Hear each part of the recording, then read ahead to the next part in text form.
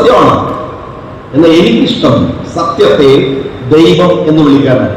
വൈകുന്നേരം സായം സന്ധ്യയിൽ മഗ്‌രിബ് നമസ്കരിക്കാൻ വേണ്ടിയിട്ട് പള്ളിയിലേക്ക് ഒരാൾ പോവാൻ ധൃതിയിൽ വേഗം പോയിട്ടില്ലെങ്കിൽ ജമാഅത്ത് പോകും.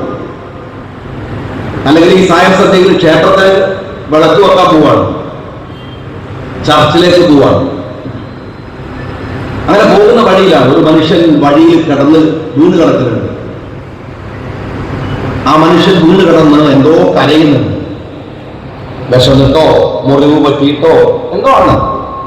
പക്ഷെ അയാളെ നോക്കാൻ നിന്നാൽ ക്ഷേത്രത്തിൽ നട അടച്ചു പോകും, അല്ലെങ്കിൽ പള്ളിയിലെ ജമാഅത്ത് പോകും. ഇത് കരുതിയിട്ട് പെട്ടെന്ന് പള്ളിയിലേക്ക് പോയാൽ അവിടെ അള്ളാഹു ഉണ്ടാകുന്നു വിചാരിക്കുന്നുണ്ടോ? നിങ്ങൾ ക്ഷേത്രത്തിൽ പോയാൽ ഈശ്വരൻ അവിടെ ഉണ്ടാകുമെന്ന് വിചാരിക്കുന്നുണ്ടോ? ഇല്ല. ആ വീട് കിടക്കുന്നവന്റെ അടുത്താണ് ദൈവമുള്ളത്. ആ വീട് കിടക്കുന്നവരാണ്. സത്യമുണ്ട് എന്ന് കരുതി നിങ്ങൾ പോകുന്നിടത്തൊക്കെ ദൈവം ഉണ്ടാകുമെന്ന് വിചാരിക്കരുത്.